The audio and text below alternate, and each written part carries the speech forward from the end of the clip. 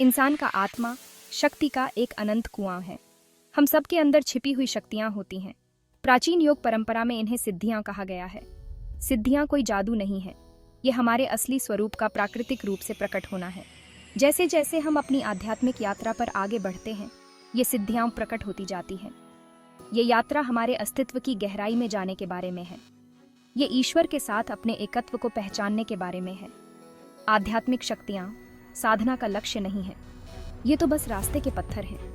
ये इस बात का संकेत है कि हम अपने रास्ते पर कितना आगे बढ़े हैं। असली आध्यात्मिक विकास तो आत्म साक्षात्कार में है।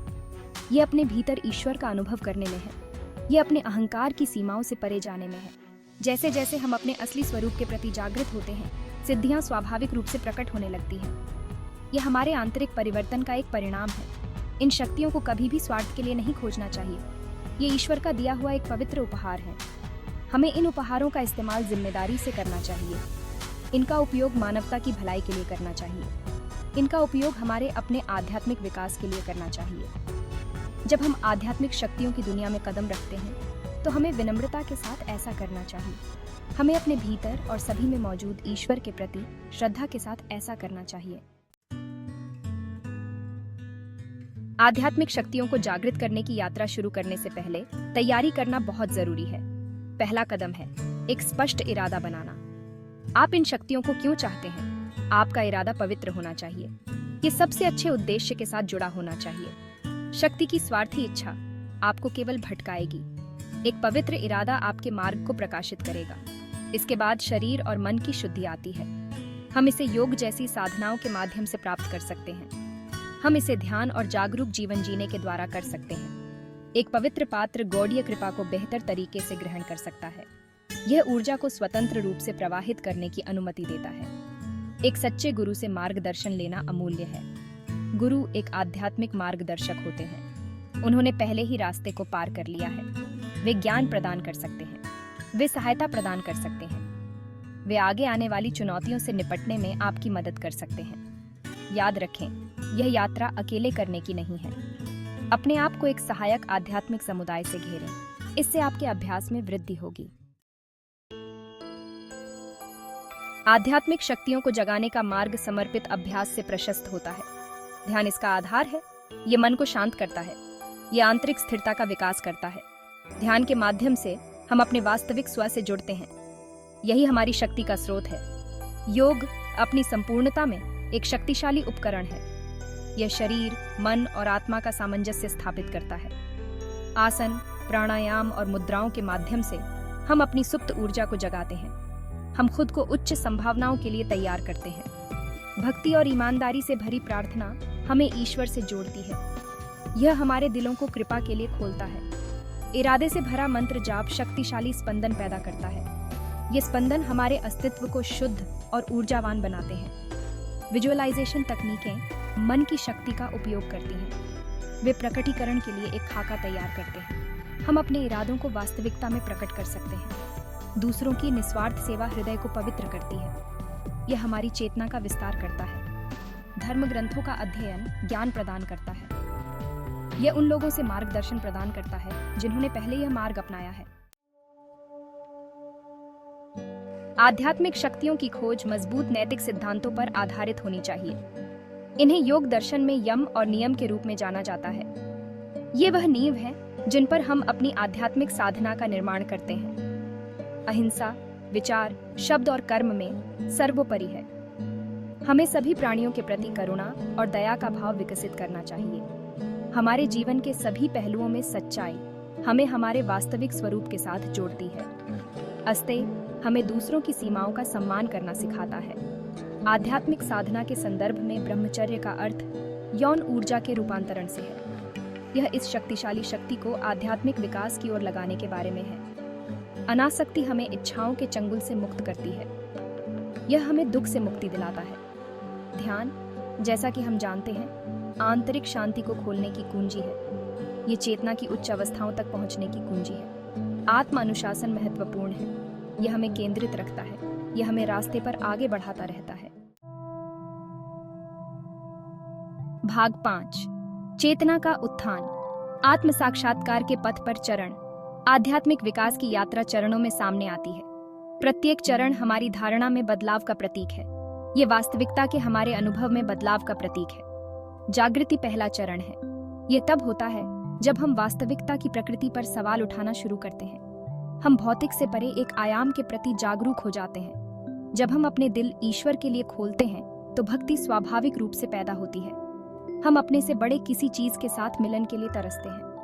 अध्ययन और अनुभव से प्राप्त ज्ञान हमारी समझ को गहरा करता है। हम सभी चीजों की परस्पर वर्बंडनहाइट को देखने लगते हैं। करुणा से भरे हृदय से निस्वार्थ कर्म सहजता से प्रवाहित होते हैं। हम सभी प्राणियों के हित के लिए कार्य करते हैं। त्याग अंतिम चरण दुनिया से हटने के बारे में नहीं है। यह हमारे कार्यों के फलों के प्रति हमारे लगाव को त्यागने के बारे में है। हम अनासक्ति के साथ कार्य करते हैं। हम गौड़ीय इच्छा के प्रति समर्पण की भावना के साथ कार्य करते हैं।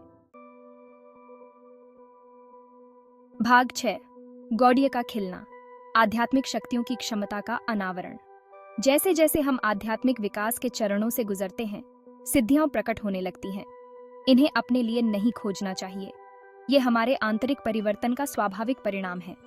टेलीपैथी, विचार के माध्यम से संवाद करने की क्षमता संभव हो जाती है। क्लैरवॉयंस, भौतिक क्षेत्र से परे देखने की क्षमता छिपे हुए सत्यों का खुलासा करती है। गहरी करुणा के स्थान से उपचार शक्तियां निकलती हैं। हम दिव्य ऊर्जा के लिए माध्यम बन जाते हैं। उत्तोलन, गुरुत्वाकर्षण को पार करने की क्षमता जागृत आत्मा की शक्ति को प्रदर्शित करती है।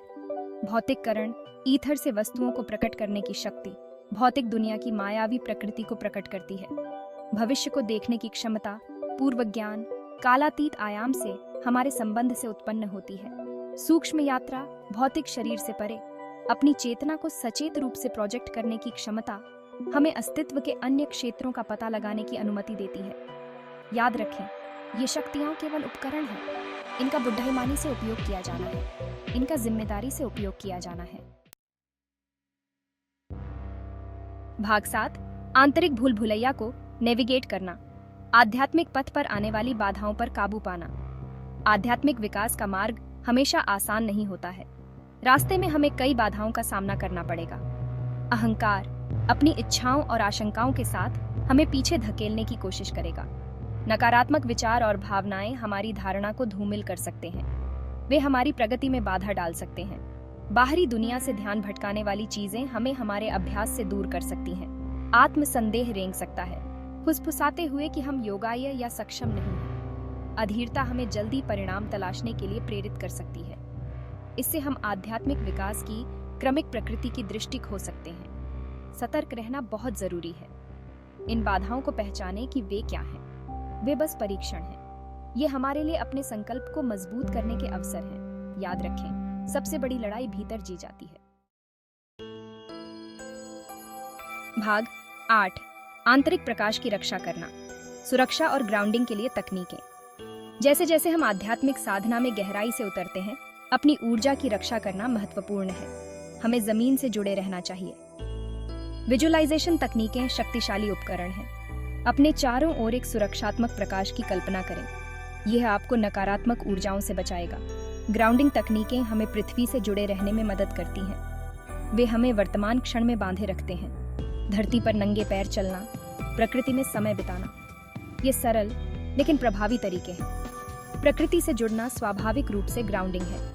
यह हमारी ऊर्जा की पूर्ति करता है। सुरक्षा के लिए पवित्र चिन्हों और मंत्रों का प्रयोग करें। नकारात्मकता को दूर करने के लिए सदियों से इनका उपयोग किया जाता रहा है। अपने गुरु या भरोसेमंद आध्यात्मिक सलाहकारों से मार्गदर्शन लें। वे आपकी व्यक्तिगत आवश्यकताओं के अनुरूप विशिष्ट अभ्यास प्रदान कर सकते हैं। भाग 9 ज्ञान और प्रेरणा की तलाश, प्राचीन ग्रंथों और विभूतियों से मार्गदर्शन। हमें प्राचीन ग्रंथों में अमूल्य मार्गदर्शन मिल सकता है। ये ग्रंथ पीढ़ी दर पीढ़ी चले आ रहे हैं। इनमें सिद्ध आचार्यों का ज्ञान समाहित है। भगवद गीता स्वयं के स्वरूप में गहन अंतर्दृष्टि प्रदान करती है। यह वास्तविकता की प्रकृति में अंतर्दृष्टि प्रदान करता है। पतंजलि के योग सूत्र योगा अभ्यास के लिए एक व्यापक ढांचा प्रदान करते हैं। उपनिषद चेतना की प्रकृति का पता लगाते हैं। वे ईश्वर से हमारे संबंध का पता लगाते हैं।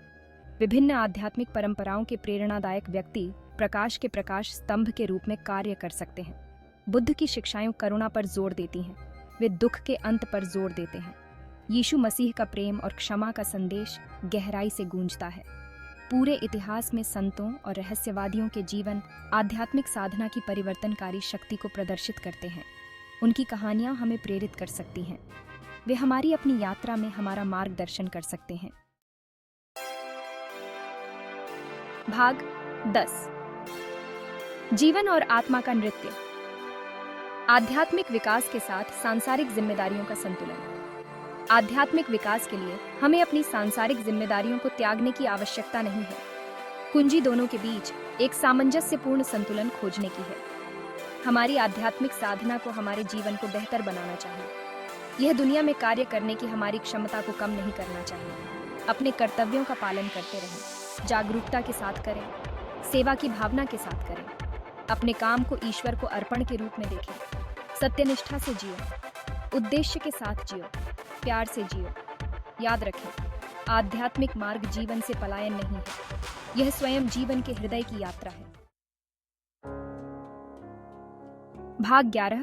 अंतहीन यात्रा। आत्मखोज की शाश्वत खोज को अपनाना। आध्यात्मिक शक्तियों की खोज अंततः आत्मखोज की यात्रा है। यह एक अंतहीन यात्रा है। सीखने के लिए हमेशा और कुछ न कुछ होता है। अनुभव करने के लिए हमेशा और कुछ न कुछ होता है। खुले दिल से यात्रा को अपनाएं। इसे एक बच्चे जैसे विस्मय के साथ गले लगाओ। विनम्रता का विकास करें, क्योंकि जितना अधिक हम सीखते हैं उतना ही हमें एहसास होता है कि हम कितना कुछ नहीं जानते हैं।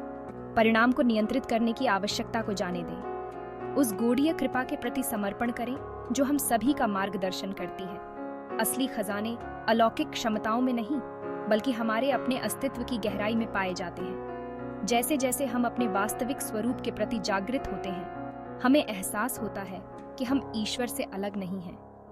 हम सभी सृजन के स्रोत के साथ एक हैं। यह एहसास ही सभी आध्यात्मिक साधनाओं का अंतिम लक्ष्य है। यही सच्ची शक्ति और मुक्ति का स्रोत है।